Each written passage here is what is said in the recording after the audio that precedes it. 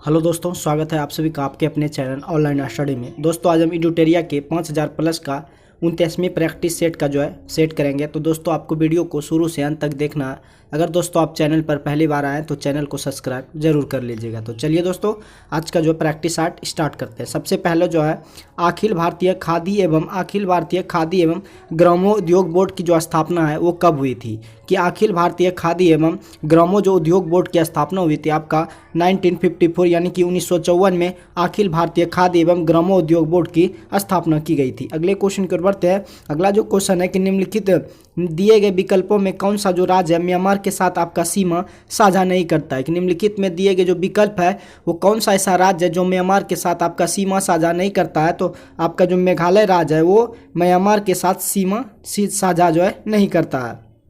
अगले क्वेश्चन की ओर बढ़ते हैं कि निम्नलिखित में कौन सा दर्रा हिमाचल प्रदेश में आपका स्थित नहीं है? निम्नलिखित में कौन सा ऐसा दर्रा है जो आपका हिमाचल प्रदेश में स्थित नहीं है? तो आपका बोमडीला दर्रा है वो आपका हिमाचल प्रदेश में नहीं है। अगले क्वेश्चन की ओर बढ़ते हैं कि निम्नलिखित में कौन सा आदिवासी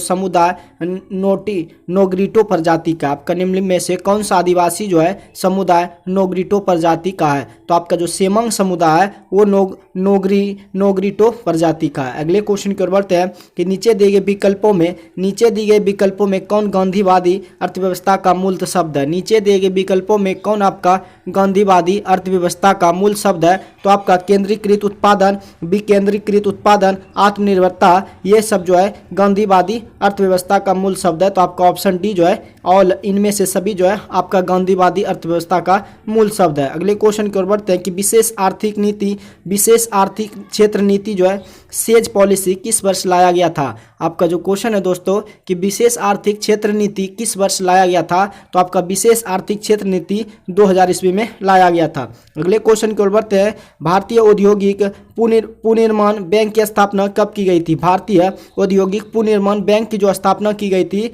आपका 1985 में भारतीय औद्योगिक पुनर्निर्माण बैंक की स्थापना की गई थी। अगले क्वेश्चन की ओर बढ़ते हैं कि निम्न में से किसके द्वारा सर्वप्रथम तत्वों को धातु तथा अधातु नामक दो वर्गों में वर्गीकृत किया था? कि निम्नलिखित में किसके द्वारा सर्वप्रथम तत्वों को धातु और अधातु नामक दो वर्गों में विभाजित किया था वो किसने किया था? तो आपका बर्जिलियस ने किया था। तत्वों का धातु और अधातु में विभाजित किया था वो किसने किया था? बर्जिलियस ने किया था। अगले क्वेश्चन की ओर बढ़ते हैं कि कांच का हरा रंग होता है निम्न में से किसके कारण होता है? कि कांच का हरा रंग होता है वो आपका सोडियम क्रोमेट के कारण होता है। कांच का हरा रंग होता है किसके कारण होता है? सोडियम क्रोमेट के कारण होता है। अगले क्वेश्चन की ओर बढ़ते हैं। अगला क्वेश्चन है कि प्लास्टर ऑफ पेरिस CaSO4 आपका प्लास्टर ऑफ पेरिस का फार्मूला होता है CaSO4 into half H2O। CaSO4 into half H2 होता है वो किसके कारण होता है?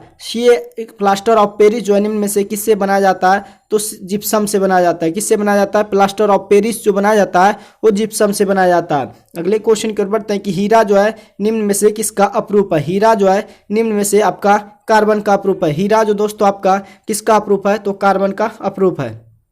अगले क्वेश्चन की ओर बढ़ते हैं कि सुपरसोनिक जेट की चाल कैसी होती है? तो सुपरसोनिक जेट की जो चाल होती है वो ध्वनि के वेग से अधिक होती है। ध्वनि की जो वेग होता है 332 मीटर पर सेकेंड होता है ध्वनि का वेग होता है उसकी सुपरसोनिक जेट की चाल होती है ध्वनि के वेग से क्या होती है? अधिक होती है। तो सुपरसोनिक जेट की चाल कैसी होती है? ध्वनि के वेग से अधिक होती है। अगले क्वेश्चन की ओर बढ़ते हैं कि विद्युत गति यानी कि विद्युत गति की जो इकाई है आपका एम्पियर है। विद्युत धारा या विद्युत गति की जो इकाई है दोस्तों आपका एम्पियर है। अगले क्वेश्चन की ओर बढ़ते हैं कि 100 डिग्री सेल्सियस निम्न में से किसके बराबर है? 100 डिग्री सेल्सियस आपका दोस्तों 212 डिग्री फ़ारेनहाइट के बराबर है। 100 डिग्री सेल्सियस किसके बराबर है? तो आपका 212 डिग्री फ़ारेनहाइट है वो 100 डिग्री सेल्सियस के बराबर है। अगले क्वेश्चन की ओर बढ़ते हैं कि समतल दर्पण में वस्तु 2 मीटर की दूरी पर रखी है तो प्रतिबिंब वस्तु के आकार के बीच की दूरी कितनी होगी? कि समतल दर्पण में अगर कोई वस्तु 2 मीटर की दूरी पर तो उसको प्रतिबिंब दुगुना बनेगा तो 4 मीटर की दूरी उसको बस प्रतिबिंब तथा वस्तु के बीच की दूरी होगा दोस्तों आपका 4 मीटर हो जाएगा। अगला क्वेश्चन की ओर बढ़ते हैं कि वर्षा की बूंद होती है, वर्षा की बूंद गोलाकार होने का कारण है कि पृष्ठ तनाव के कारण दोस्तों आपका वर्षा की बूंद होता है गोलाकार होता है। अगले क्वेश्चन की ओर बढ़ते हैं कि नियत वेग से गतिशील ट्रेन में इंजन की ओर नियत वेग से गतिशील ट्रेन की इंजन की ओर मुंह करके बैठा एक यात्री गेंद ऊपर की ओर उछालता है तो गेंद वापस आएगी।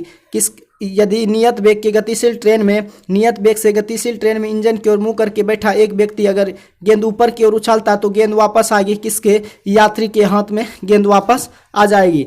अगले क्वेश्चन की ओर बढ़ते हैं कि परावर्तित क्रियाओं का संचालन जो है निम्नलिखित में कौन करता है? तो परावर्तित क्रियाओं का जो संचालन करता है आपका रीढ़ करता है। बैकबोन रीढ़ रज्जु होता है जो वो परावर्तित क्रियाओं का क्या करता है? संचालन करता है। अगले क्वेश्चन की ओर बढ़ते हैं कि एक वयस्क मनुष्य के मस्तिष्क यानी कि ब्रेन का जो द्रव्यमान होता है वो आपका 1400 यानी कि 1350 की कभी भी 1350 या 1400 के बीच में होता है। जब ऑप्शन में अगर 1350 दिया रहे तो आपको 1350 मारना है, अगर 1400 दिया रहे तो आपको 1400 ग्राम मारना है। अगला जो क्वेश्चन है दोस्तों, निम्न में से कौन सा एंजाइम ग्लूकोज को एथेनॉल में परिवर्तित करता है? निम्न में से कौन सा ऐसा एंजाइम है जो ग्लूकोज को C6H12O6 को एथेनॉल में परिवर्तित करता है? तो आपका ईस्ट जो है एंजाइम जो है ग्लूकोज को किस में परिवर्तित कर देता है? एथेनॉल में परिवर्तित कर देता है। अगला जो क्वेश्चन है दोस्तों कि पचा हुआ भोजन किसकी दीवारों द्वारा अवशोषित किया जाता है? कि पचा हुआ जो भोजन है किसकी दीवारों द्वारा अवशोषित किया जाता है? तो पचा हुआ भोजन दोस्तों आपका इलियम के द्वारा अवशोषित किया जाता है। अगले क्वेश्चन की ओर बढ़ते हैं कि डीएनए में डीएनए में एक हेलिक्स की जो लंबाई होती है आपका 34 होता है। डीएनए में एक हेलिक्स जो होता है उनकी लंबाई जो होती है आपका 34 से होता है। कितना? 34 से होता है। अगले क्वेश्चन की ओर बढ़ते हैं। अगला जो क्वेश्चन है कि भारतीय संविधान कब लागू किया गया था? कि भारतीय संविधान कब लागू किया गया था? तो दोस्तों आपका इसका आंसर जो है कमेंट बॉक्स में देना है। तो मुझे उम्मीद है कि आप लोग कमेंट में इसका आंसर जरूर दिए होंगे। तो भारतीय संविधान 26 जनवरी 1950 को लागू हुआ था। अगले क्वेश्चन की ओर बढ़ते हैं। अगला जो क्वेश्चन है कि यदि भारत का राष्ट्रपति अगर अनुपस्थित हो एवं उपराष्ट्रपति भी देश से बाहर हो तो राष्ट्रपति का कार्यभार कौन संभालेगा? यदि भारत का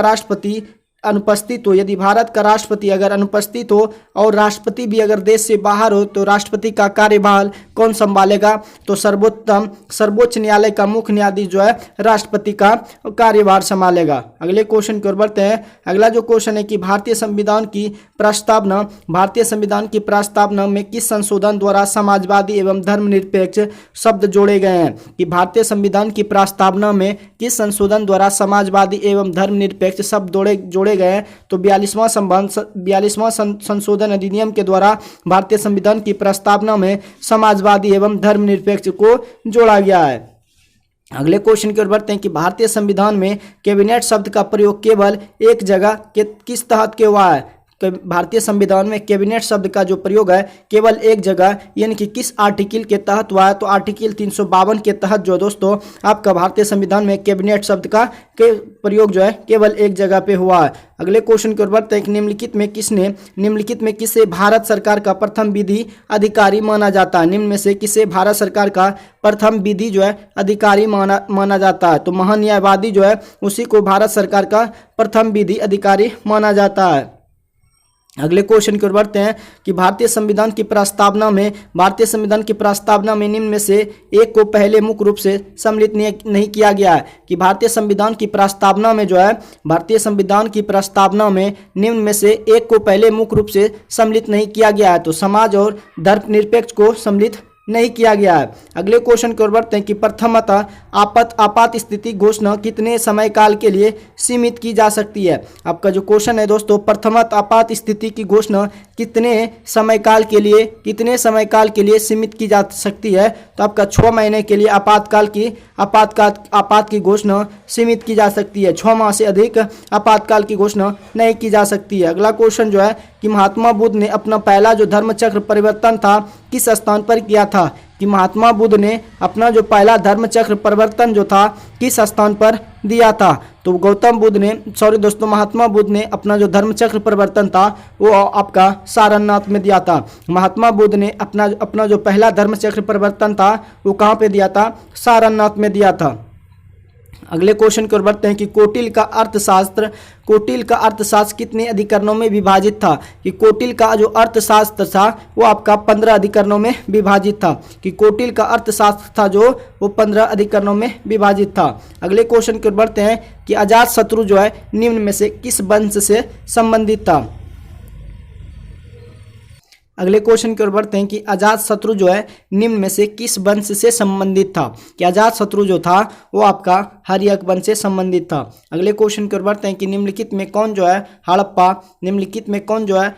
और मोहनजोदड़ो के उत्खनन से संबंधित नहीं था। निम्न में से कौन जो है हड़प्पा और मोहनजोदड़ो के उत्खनन में संबंधित नहीं था। तो दोस्तों आपका जो B.A. स्मिथ था वो हड़प्पा और मोहनजोदड़ो के उत्खनन में संबंधित नहीं था, जबकि M.S. बैत, R.D. बनर्जी, K.C. व्हीलर ये सब जो है हड़प्पा और मोहनजोदड़ो के उत्खनन में संबंधित था, जबकि B.A. स्मिथ आपका हड़प्पा और मोहनजोदड़ो के उत्खनन में शामिल नहीं था। अगले क्वेश्चन की ओर बढ़ते हैं कि निम्न में से कौन सा गोलमेज सम्मेलन आपका 1932 में हुआ था। तो दोस्तों आपका जो तीसरा गोलमेज सम्मेलन था वो 1932 में हुआ था। तीसरा गोलमेज सम्मेलन 1932 में, जबकि दूसरा 1931 में और पहला जो हुआ था 1930 में, जबकि जो दूसरा गोलमेज सम्मेलन था उसमें कांग्रेस ने भाग लिया था, जबकि पहला और तीसरा में भाग नहीं लिया था। अगले क्वेश्चन की ओर बढ़ते हैं। अगला जो क्वेश्चन है कि भंग भंग के बाद जो है कौन सा आंदोलन शुरू हुआ था। भंग के बाद जो है कौन सा आंदोलन शुरू हुआ था। तो आपका जो भंग आंदोलन के बाद आपका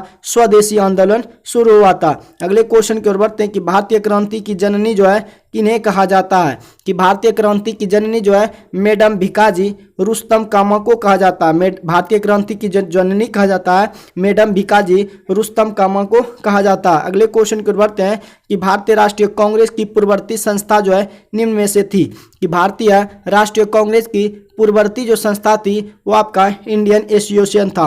भारतीय राष्ट्रीय कांग्रेस की पूर्ववर्ती संस्था जो थी वो इंडियन एसोसिएशन था। अगले क्वेश्चन की ओर बढ़ते हैं कि भारत में कागज का प्रयोग सर्वप्रथम कब से प्रारंभ हुआ था। कि भारत में कागज का जो प्रयोग है वो 12वीं शताब्दी से प्रारंभ हुआ था।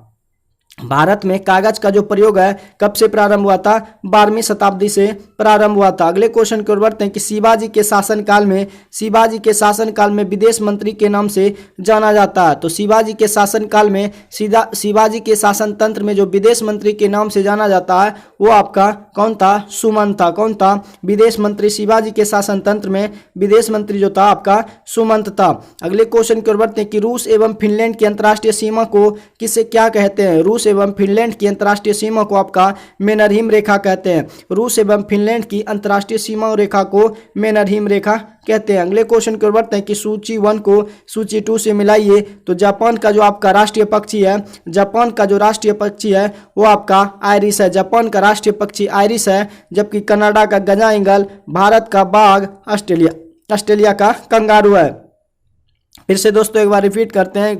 जापान का राष्ट्रीय पक्षी आयरिश है, कनाडा का गजा ईगल, भारत का बाघ और ऑस्ट्रेलिया का कंगारू है। मुझे उम्मीद है कि आपको याद हुआ होगा कि जापान का आयरिश पशु है और जबकि कनाडा का गजा ईगल, भारत का बाघ, ऑस्ट्रेलिया का कंगारू। अगले क्वेश्चन की ओर बढ़ते हैं। अगला जो क्वेश्चन है कि विश्व बौद्धिक संपदा संगठन WIPO का जो मुख्यालय है, विश्व बौद्धिक संपदा संगठन WIPO का जो मुख्यालय आपका स्विट्जरलैंड है। कहाँ पे, स्विट्जरलैंड में है। अगले क्वेश्चन की ओर बढ़ते हैं। अगला जो क्वेश्चन है कि निम्नांकित में कौन जो है आपका भारत में सहकारी कृषि के विचार का समर्थक नहीं है। निम्नलिखित में कौन भारत में सहकारी कृषि के विचार का समर्थक नहीं था। तो आपका जो चौधरी चरण सिंह था वो सहकारी कृषि के विचार का जो है समर्थक नहीं था।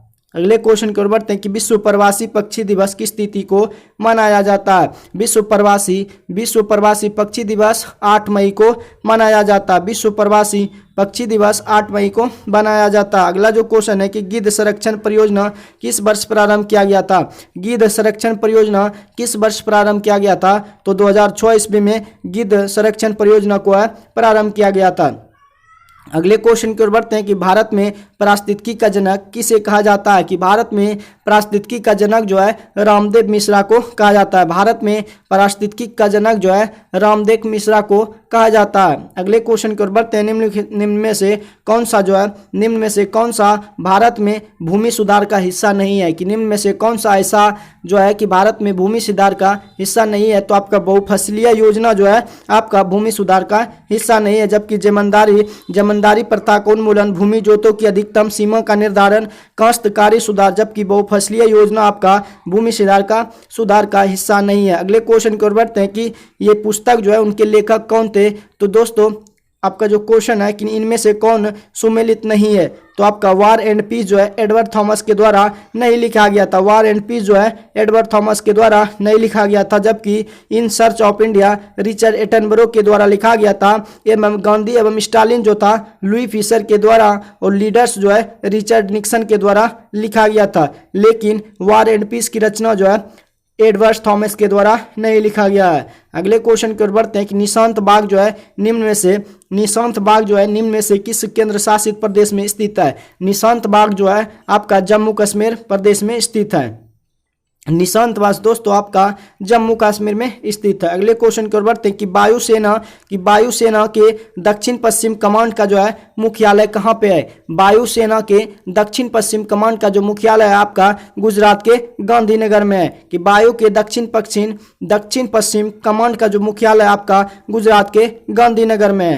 तो दोस्तों इडुटेरिया के 5000 प्लस का 29वें प्रैक्टिस सेट का वीडियो जो है समाप्त होता है। अगर वीडियो दोस्तों आपको हेल्पफुल लगे तो वीडियो को लाइक एवं चैनल को सब्सक्राइब जरूर कीजिएगा। मिलते हैं नेक्स्ट वीडियो में। आज के लिए बस इतना ही। जय हिंद।